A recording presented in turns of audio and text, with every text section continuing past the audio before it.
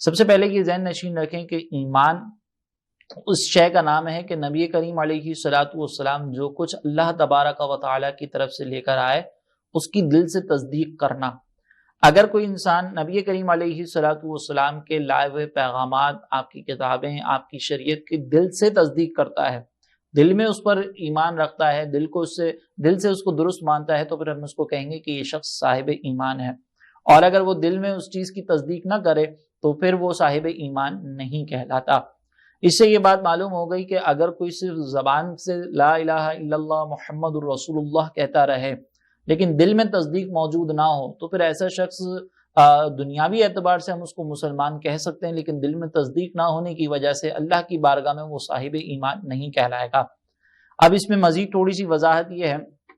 کہ اگر ہم ایمان کی تعریف کو دیکھیں تو ایمان دل سے تصدیق کرنے کا نام ہے، اور دنیاوی طور پر احکامات اسلامیہ کے نافذ ہونے کے لیے، یعنی ایک شخص کو مسلمان سمجھنے کے لیے ضروری یہ ہے کہ وہ زبان سے یا اپنے کسی فعل سے اپنے دل میں موجود تصدیق کا اظہار کرے۔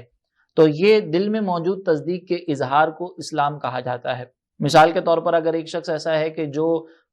اس کو دل میں اس نے عقیدہ رکھا ہوا ہے، دل میں وہ نبی کریم علیہ الصلوۃ والسلام کی تعلیمات پر عمل کرنے کا ارادہ رکھتا ہے، اس کی تصدیق کرتا ہے،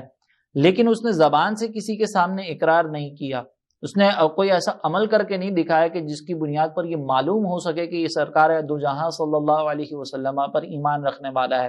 تو پھر ایسے شخص کو ہم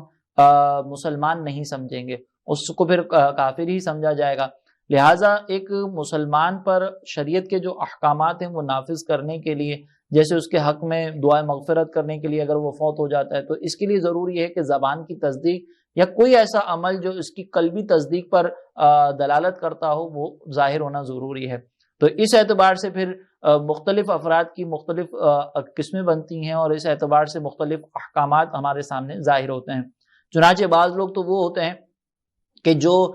دل میں تصدیق رکھتے ہیں اور زبان سے ان کو اقرار کا موقع نہیں ملتا۔ جیسے مثال کے طور پر ایک شخص تنہائی میں بیٹھا ہوا تھا، قرآن پاک کا مطالعہ کر رہا تھا، اور مطالعہ قرآن کی وجہ سے اس کے دل کی دنیا تبدیل ہو گئی اور وہ دل ہی دل میں ایمان لے کر آ گیا، لیکن وہ ابھی لوگوں کے سامنے جائے اور اپنی اس ایمان کو ظاہر کرے اس سے پہلے اس کی موت آ گئی، اور وہ لوگ جو پہلے اس کو جانتے تھے کہ وہ دوسرے مذہب پر تھا اسلام کے علاوہ، عیسائیت یا نصرانیت پر، تو لوگ اس کے بارے میں یہی جانتے تھے اور اس نے اپنا مسلمان ہونا دوسروں پر ظاہر کرنے کا اسے موقع نہیں ملا۔ تو ایسے شخص کو اللہ تبارک و تعالیٰ کی بارگاہ میں ضرور انعامات سے نوازا جائے گا، ایسے شخص کے لیے ضرور آخرت کے درجات ہوں گے، لیکن جو دنیاوی احکامات ہیں اس سلسلے میں پھر اس کو مسلمان نہیں سمجھائے گا۔ یہ مومن تو کہلائے گا کہ دل سے تصدیق کر رہا ہے، ایمان لے کر آ رہا ہے، لیکن یہ مسلمان نہیں کہلائے گا۔ چنانچہ پھر ایسے شخص کو مسلمانوں کے قبرستان میں دفنانا، اس کی نماز جنازہ ادا کرنا، اور چونکہ ہمیں اس کے بارے میں معلوم ہی نہیں ہے لہٰذا اس کے لیے دعائے مغفرت کرنا یہ جائز نہیں ہوگا۔ بعض لوگ وہ ہوتے ہیں کہ جو صرف زبان سے اقرار کرتے ہیں، جیسے آپ آقا دو جہاں صلی اللہ علیہ وسلم کے دور مقدسہ میں جو منافقین تھے ان کو آپ دیکھیں تو وہ یہ کہتے تھے کہ ہم تو آپ پر ایمان لے کر آئے۔ اللہ تبارک و تعالیٰ نے ان کے بارے میں یہ ارشاد فرمایا کہ وَإِذَا لَقُوا الَّذِينَ آمَنُوا قَالُوا آمَنَّا، کہ جب وہ ایمان والوں سے ملتے تھے تو وہ یہ کہتے تھے کہ ہم تو ایمان لے کر آئے،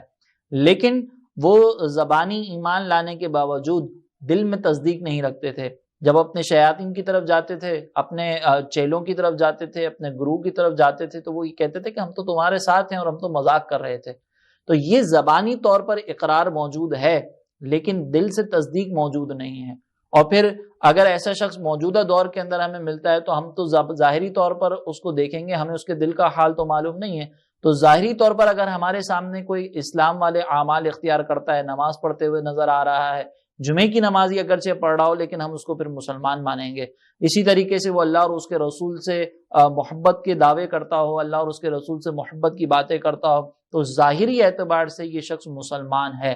لیکن اس کے دل میں تصدیق موجود ہے یا نہیں یہ ہم تو نہیں جانتے، ہم اس کو مسلمان سمجھیں گے، لیکن اگر اس کے دل میں تصدیق موجود نہیں ہے، وہ دل میں نبی کریم علیہ الصلوۃ والسلام کی عظمت کا اقرار نہیں کرتا، تو پھر اللہ کی بارگاہ میں اس کے لیے کوئی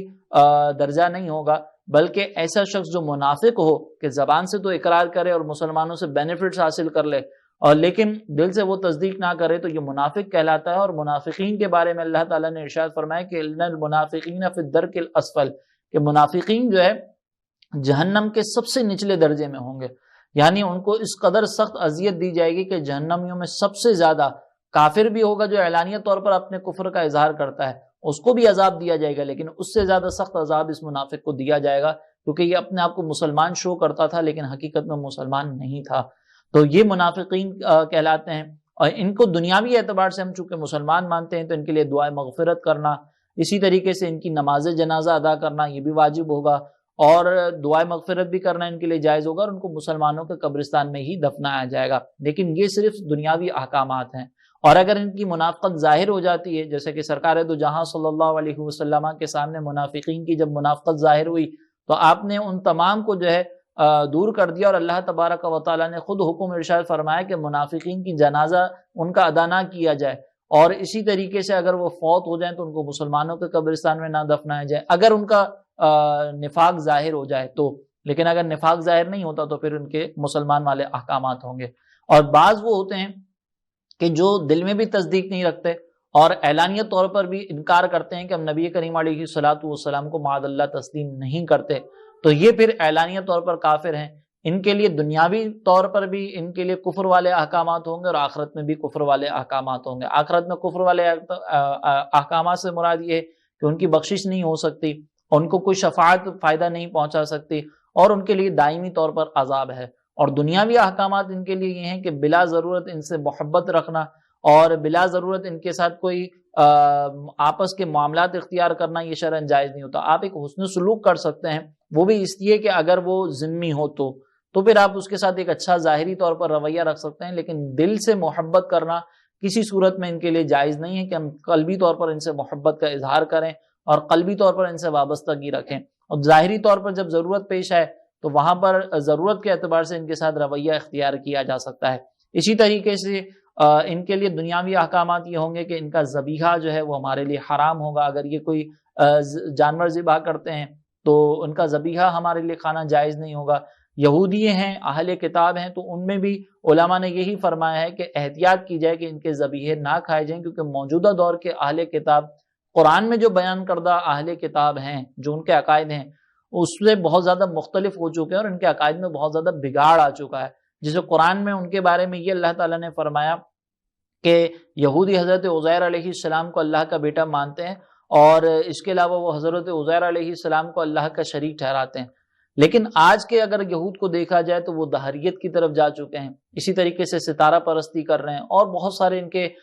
خرافات شامل ہو چکے ہیں۔ تو اگر موجودہ دور میں کوئی یہودی ایسا ہے کہ جو صرف قرآن میں بیان کردہ جو ان کے عقائد کی خرابی ہے اس پر ہے، اس سے زیادہ آگے نہیں بڑھا، تو پھر تو اس کے ذبیحہ کو شریعت مطہرہ نے اگرچہ حلال رکھا ہے لیکن پھر بھی پسند نہیں فرمایا، لیکن اگر وہ اس سے زیادہ بگاڑ پر ہے تو پھر اس کے ذبیحہ کو حلال قرار نہیں دیا گیا۔ اس پر انشاءاللہ ہم بالتفصیل بھی بات کریں گے جب ذبیحہ سے متعلق کوئی مسئلہ ہمارے سامنے آیا۔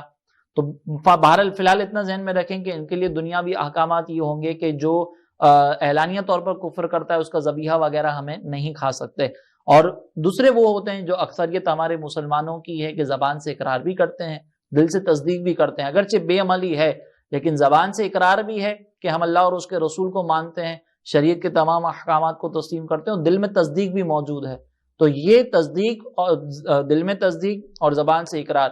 یہ وہ لوگ ہیں کہ جن کو انشاءاللہ آخرت میں بھی انعامات سے نوازا جائے گا، ان کے لیے شفاعت کے دروازے بھی ہوں گے، اور دنیاوی طور پر بھی یہ اسلام کے جو فوائد ہیں اس کو حاصل کر سکیں گے۔ تو آخرت میں نجات صرف اس کی ہوگی کہ جو دل سے تصدیق کرتا ہو، زبان سے اقرار کر رہا ہے تو اس کو دنیاوی طور پر بھی فائدہ ہوگا، اور اگر زبان سے اقرار کا موقع نہ ملا کسی کے سامنے تو پھر دنیاوی طور پر اگرچہ وہ مسلمان نہیں کہلائے گا لیکن اخروی اعتبار سے پھر وہ فائدے میں رہے گا۔ تو اصل آخرت میں کامیابی جو ہے وہ دل کی تصدیق پر موقوف ہے۔ اب جب ہمیں یہ بات سمجھ میں آ گئی کہ دل سے کسی چیز کو تصدیق کرنا، کسی بات کی تصدیق کرنا جو سرکار علیہ الصلوۃ والسلام لے کر آئے وہ ایمان کہلاتا ہے، تو اس کا اپوزٹ یہ ہے کہ اگر کسی چیز کو دل میں ہم نے تسلیم نہ کیا تو اب یہ کفر کہلائے گا۔